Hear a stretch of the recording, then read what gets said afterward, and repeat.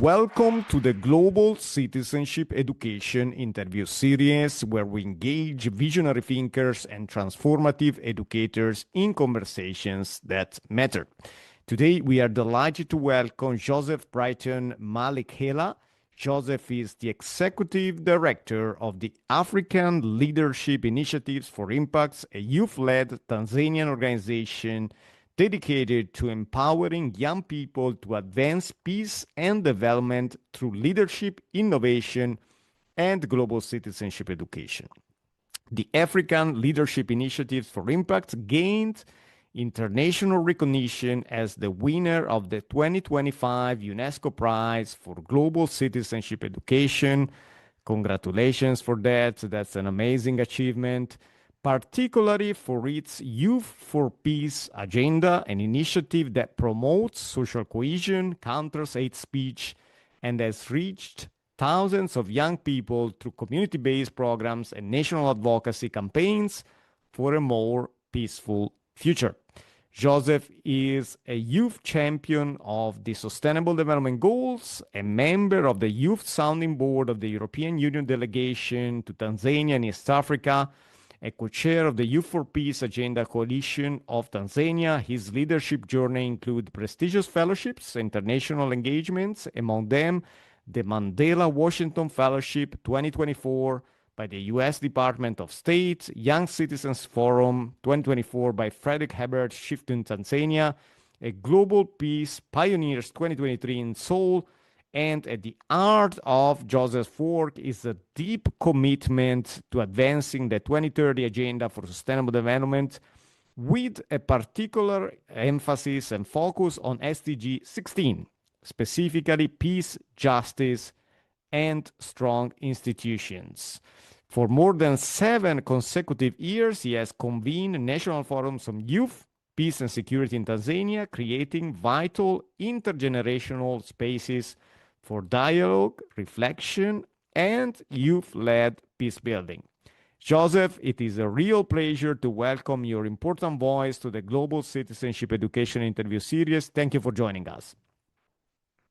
Thank you very much, Bosio, for this great opportunity, and I'm very glad to be here. Asante sana. Excellent, excellent. So, as I said at the beginning of our conversation, as I was introducing your very interesting and well-deserved achievements and your important profile, the important work you're doing, particularly, we welcome here at the Global Citizenship Education Interview Series Voices from the Global South. We want to increase that presence because it's very, very important getting perspectives from the Global South on this discussion on global citizenship education. And also, I want to congratulate you again for being a winner of the 2025 UNESCO Prize for Global Citizenship Education with the important work you're doing with your team, the African Leadership Initiatives for Impact. And so I want to begin with this because it matters. And the question is, what does this recognition by the UNESCO mean to you personally and collectively as a youth-led organization? And how do you see it strengthening the role of young people as agents of peace, social cohesion, and global citizenship in Tanzania and beyond? Thank you very much. For sure, this is a very good recognition for us, a very good milestone for us, very big milestone for us. For me, as a person working in peace and security for the past many years back, but also for young people in Tanzania who have been working in the grassroots to promote peace, their small actions, building peace collectively in the communities, promoting dialogue is social cohesion, intergenerational understanding, intergenerational dialogue is cross-cultural understanding, interfaith understanding, and many others in the grassroots in Tanzania, but also at regional levels and at national levels. Our efforts has been very much recognized or seen globally, and that really means that their work as young people in the grassroots, they are meaningful, they contribute to the global agenda, but also they are visible. Recognition means visibility, and for us, that's very important. It is an encouragement for myself as a person, but also for our youth organization and our partners of Youth for Peace Agenda Coalition to make sure that we keep it up, the work that we are doing to promote the Youth for Peace Agenda. And now it gives us like more work to do from mobilization to institutionalization of the Youth for Peace Agenda work in Tanzania. So that is what it means to us, and we do look forward to continue advancing our work. Thank you. Excellent. And as you probably know, the Global Citizenship Education Interview Series to date reaches more than 35,000 members, individuals from schools, universities, international organizations who kindly, and I want to share my appreciation, subscribed to the channel because they believe in the importance of global citizenship education as a platform for promoting access to education, but also the SDGs. And since you have been advancing an important work on SDG 16, peace, justice, and strong institutions, I want to ask you a question on this. And so the question is, from your experience, what does effective global citizenship education look like when it is designed to foster indeed peace, justice, and strong institutions, and particularly in the context affected by inequality, political tension, and hate speech? Thank you very much for the great question. So global citizenship education, for me, it is more of making sure that we have educating people to understand the global values of active citizenship. When I say active citizenship, it's more of responsibility, being responsible to the community, being responsible to end conflicts, maybe violences in the communities, but also being responsible not to be part of propagating conflict in the community, whether through misinformation, through hate speeches, and many others. So for me, it is about active citizenship, about the respect of human rights, about the promoting accountability and responsibility of young people so that they understand their role in ensuring we have peaceful communities. So this is to say, I am not as a private citizen. Whatever action I'm doing in my area, whether it is my home, whether it is my street, has an effect to the community, have an effect to the nation and to the globe as well. And that means if I'm doing a positive thing myself as an individual, it has also a positive impact to the world as well. For being a global citizen and global citizenship education in the context of misinformation, hate speeches, and conflict, political conflict, different places, that means how can we take actions to bring hope that we are one, we are human beings.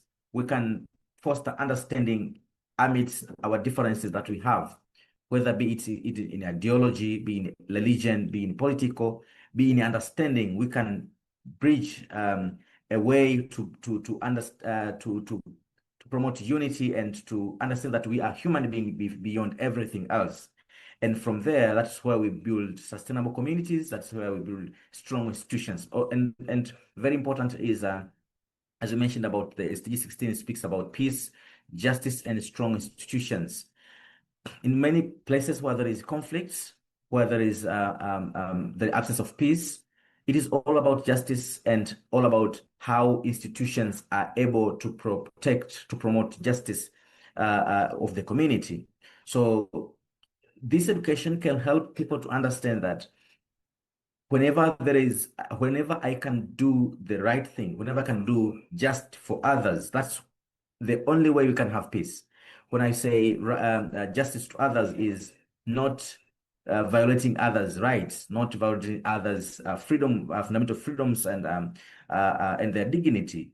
And if it is something done to someone else, as an active citizen, I should not abstain. You are part of conflict if you are not taking action to stop a conflict which is ongoing. So understanding like my being an active citizen, it means responsibility. It means taking action to end any kind of a conflict in my community, but also it means justice, promoting justice, because that is the very, very benchmark of many conflicts all around the world. So this education is very important, especially now where there is a growing use of technology, where people they think, where people they feel they have freedom of using digital technologies whatever they want. And it is affecting a lot because there is misinformation, there is hate speeches, which they spark division, they will spark kind of conflicts in the societies. So an active citizen can take this as an opportunity that if many people are using social medias, for instance, how can I take that as an opportunity to spread messages of peace, so to promote unity, social cohesion in the community, and to ensure there is justice, there is a peace in the community. So that is something which can be done by using global citizenship education, which is tailored depending on the nature of the group, depending on the nature of the context of the involved population, and it can bring a good result in making that a sustainable peace. Thank you. Very interesting. Respect for the context. This is something coming up quite often in my conversations with this precious variety of guest speakers we are having here at the Global Citizenship Education Interview Series. And in fact, I believe there is no global without local, and perhaps even vice versa. There is no local without global nowadays because there is strong interconnectedness with what's going on worldwide and in our local communities. But I'm glad that you mentioned about respecting the context. And respecting the context goes hand in hand with another topic I'd like to discuss with you, which is youth voice, leadership, and system change. So, through the initiatives such as the Youth for Peace agenda and the National Forums on Youth, as well as peace and security, you, Joseph, have consistently emphasized youth participation in decision making and conflict prevention, which are definitely key elements of a holistic discussion on the meaning of educating for global citizenship. So the question is, what practical strategies have you found most effective in moving youth engagement beyond, we could say, symbolism or abstract perspectives toward more practical, meaningful influence in policy, education systems, and peace processes? Thank you very much. Youth voices are very important, especially at this time where the majority of the population, especially for instance in Africa, a lot of, young people are taking a very big portion in the population.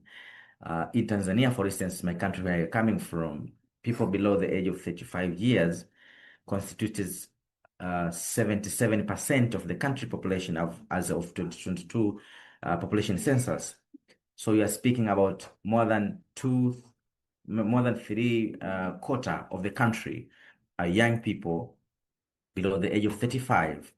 That means their voices, you either decide to listen or not listen, but whatever planning you are bringing, whatever development you are bringing, it serves the three quarter of the population, which are young people below the age of 35 years. These people have contribution. For instance, I'm speaking in the context of my country because I have more data on that. We're speaking 15 years to 35 years. The youth group, which is defined by the country policy, is contributing up to 60% of the national labor force.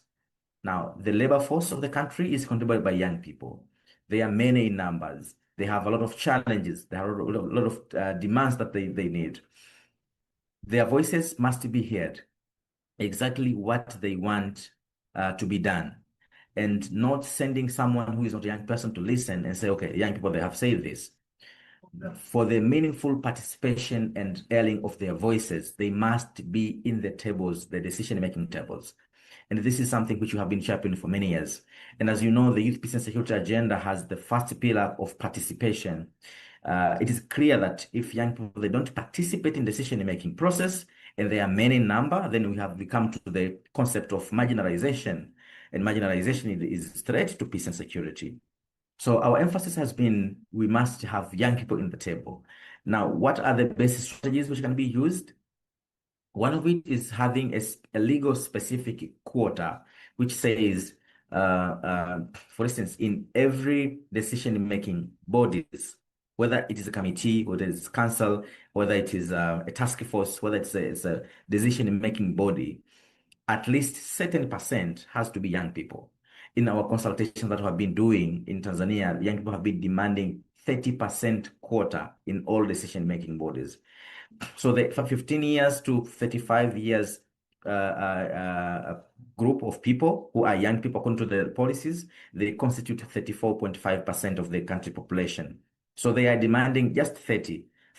That means if you are a president, Mr. Bosio, and you want to formulate a council of ministers of 10 ministers, the young people, what they want is just 3 seats, should be legally reserved for young people. So it will be the task of the systems, of the government, stakeholders, civil societies, and many others to make sure they prepare young people to have those qualities, those agency of being in part of decision making.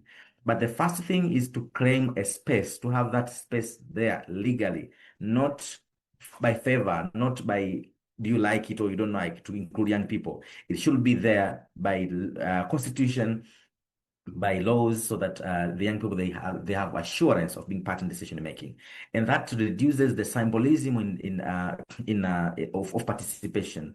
We don't only call you in meetings, in consultation meetings, and then leave you. No, you are young people. You be part of the decision making. That is something which we think is very important to happen, to have meaningful participation of young people in decision making from the grassroots level to the national level, from the street level, whether it's a street government, from the like 10 we call households. If you have a committee there, make sure if you have 10 people in the committee, 3 are young people. That means they will feel part of the decision. They will feel they are contributing to the decisions on development agendas. And we will avoid a lot of conflict, and that will make sure we have sustainable peace. As I conclude, the young people, for instance, when we go to elections, for instance, you are going to elections where young people are not in the ballot box. They are only going to vote for others. Remember, they are 3/4 of the population.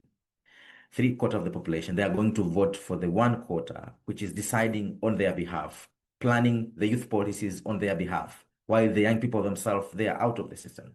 That makes the feeling of exclusion real, and sometimes they don't want to participate in development and the agenda.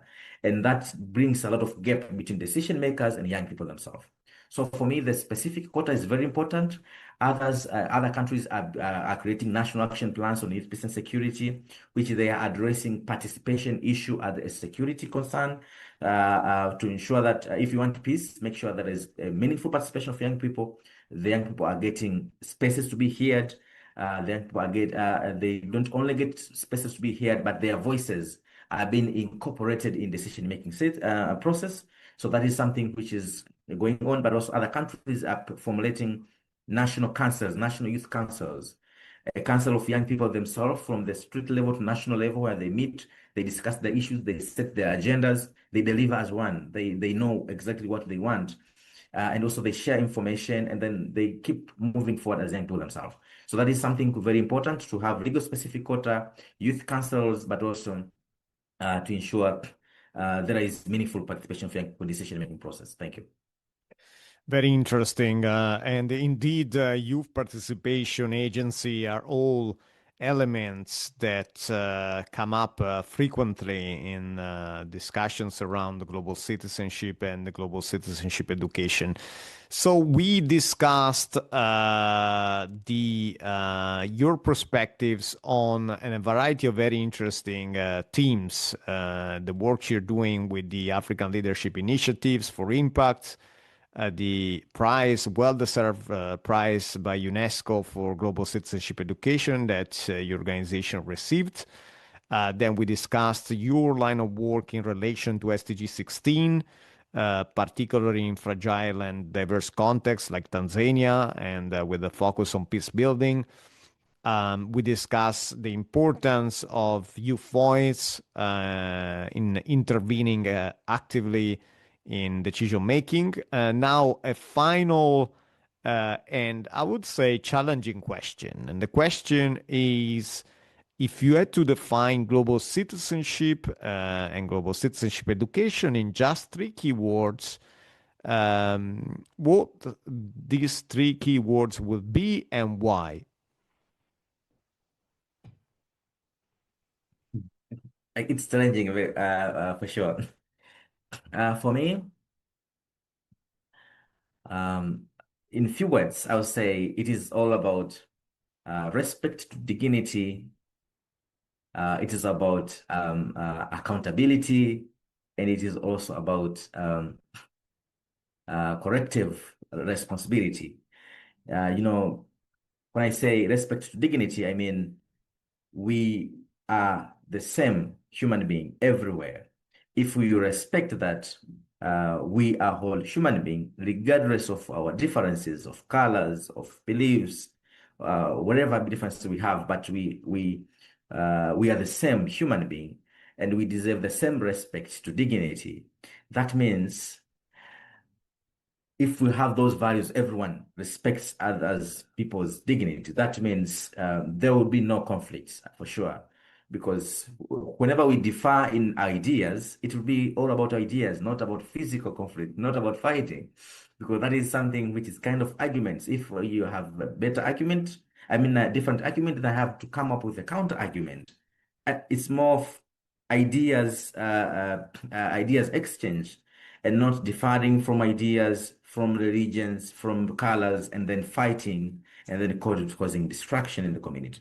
So for me, that is a very important key thing for global citizenship education, respect to dignity, but also second, the issue of accountability. When I say accountability, it's more of what action do I take to make sure the world is a safe place to live? And that is, it starts from for myself. Like, what kind of action can I take to make sure the world is a safe place to live?